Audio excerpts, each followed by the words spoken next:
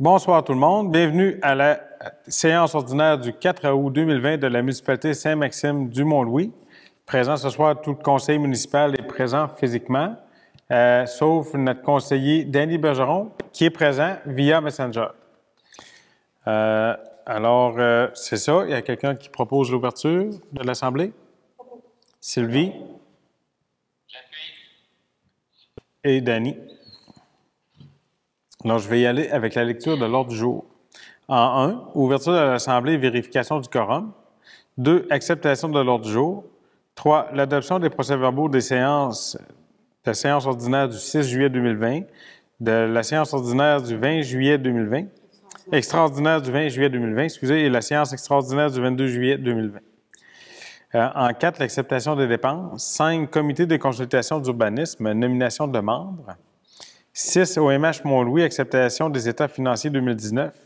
7, l'animation Jeunesse Haute-Gaspésie, protocole d'entente du plan de communauté en développement social. 8, augmentation de la petite caisse. 9, rapport de représentants. 10, période de questions. Et 11, levée de la séance. Un proposeur?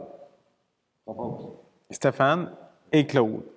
Je tiens à spécifier que ce soir, on est encore à la salle Jules Drouin à cause toujours des restrictions par rapport à la COVID-19. Il faut garder notre distanciation. Alors ici, la salle est plus grande.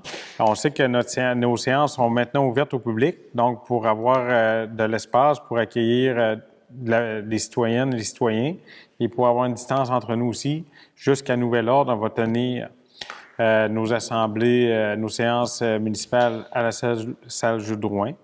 Et je tiens à spécifier aussi que la séance de septembre ne sera pas télédiffusée, car notre technicienne pour la télévision communautaire, Mme Sophie Ricard, sera en vacances. Alors, pour le mois de septembre, la séance ne sera pas télédiffusée. Je tenais à vous le dire. Donc, vous êtes la bienvenue. Les séances sont ouvertes au public. On a l'espace requis pour être en norme avec les normes de la COVID-19, justement. Alors, si on procède à notre séance, en 3, on a l'adoption des procès-verbaux. Alors, Julie, je prends une résolution pour chaque ou pour les 3? Alors, on a fait la lecture des 3, on en a parlé. M. Renaud la propose. Et Claude? Claude appuie. Merci. En 4, l'acceptation des dépenses. Alors, pour le dernier mois, on a des comptes à payer de 27 261,39, salaire net de 34 933,78, les retraits directs pour la pépine, 3 753,2, assurance collective, 3 026,58, AIL, chemin du portage, Gros Monde, 1 169,69, les intérêts sur l'emprunt, pour un total de 42 883,07. Stéphane et Marc, merci. Comité de consultation d'urbanisme, nomination de membres. Les membres du comité actuel, les membres du comité actuel sont Guy A. Bernatchez, qui est le directeur adjoint des travaux publics, M. Éric Darège, qui est le directeur des travaux publics, Mme Diane Gaumont, et on avait Mme Suzanne Roy, et au niveau des citoyens, c'était Mme Suzanne Bérubé. Alors, on sait que suite au départ de Mme Suzanne Roy comme DG, c'est Mme Julie Saint-Laurent qui va prendre sa place. Et aussi, on voulait nommer des élus sur ce comité-là. On trouvait ça important. Donc, ça prend un élu sur le comité, mais on a décidé d'en nommer 2 des fois, s'il y a des conflits d'horaire pour des rencontres. Bon, on va être certain d'avoir une de ces 2 personnes-là présentes à ces rencontres-là qui sont quand même importantes pour des fois des modifications à notre règlement de zonage. Donc, les 2 élus qu'on va nommer sur ce comité-là sont Claude Bélanger et Stéphane Cléré. Puis, c'est à ça qu'on voulait procéder ce soir. Bien, c'est ça que j'ai dit, de vous nommer Mme Saint-Laurent. Oui, c'est ça que j'ai dit, à la place de Mme Suzanne Roy. C'est ça. Un proposeur? Renaud et Sylvie. Il faudra que tu t'en reprennes, Danny.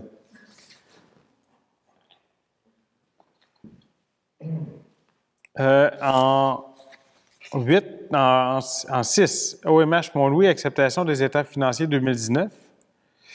Alors, l'audit 2019 de l'Office municipal d'habitation de Mont-Louis, effectué par M. Michel Légaré, CPA, auditeur CGA.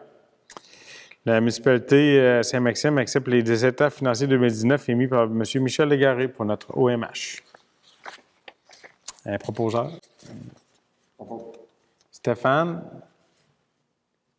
Et Dany. En 7, animation jeunesse Haute-Gaspésie, le protocole d'entente du plan de communauté en développement social. Alors, la MRC de la Haute-Gaspésie a mis en place un plan de communauté en développement social 2016-2022.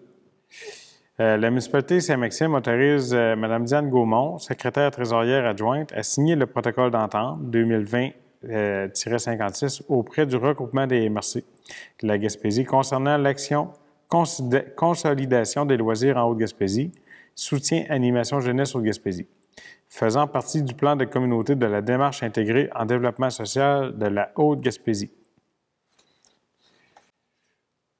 On a un proposeur. Marc, appuyé par M. Robinson. Merci. Augmentation de la petite caisse. Notre petite caisse pour des petites transactions courantes mineures à la municipalité a été depuis plusieurs années à 200 $. Alors, côté pratico-pratique, on demande à l'augmenter à 500 $. Sylvie et Claude. Merci. Point 9, rapport des représentants. Alors, ce soir, en préséance, on a dit qu'on n'avait pas vraiment rien de spécial au niveau de nos représentants. Moi, j'avais peut-être des petites notes. J'avais une demande de citoyens. On sait que depuis quelques semaines, on voit avec les Hautes-Maries qu'il y a beaucoup plus d'algues qu'à l'habitude sur notre plage qui s'accumulent. On avait une demande de voir si les travailleurs municipaux pouvaient ramasser ça. Alors, on peut regarder, mais pour cet été, peut-être qu'il va être difficile d'avoir les permissions pour circuler avec la machinerie sur la plage, après un CA à l'environnement, bien sûr, puis de voir aussi, c'est encore quand même une tâche de plus pour nos travailleurs. Il faut voir l'horaire et toutes les tâches qu'ils ont à faire, là, je dirais que je qualifierais de plus importantes. Mais c'est pas une demande non plus qui je pense que c'est légitime comme demande d'avoir notre plage propre, puis elle est très achalandée. Fait que on peut peut-être regarder cette demande-là pour l'été prochain, car il faut un CA d'environnement pour aller avec la machinerie sur la plage, parce que c'est pratiquement toutes les marées. Il y avait ça.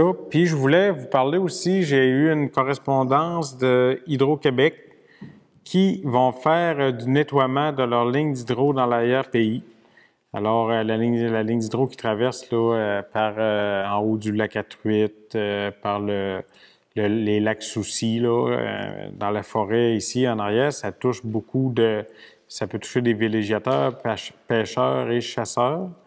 Alors, dans sa missive, Hydro-Québec nous dit, en gros, là, ils vont assurer, c'est pour assurer la sécurité de leurs employés.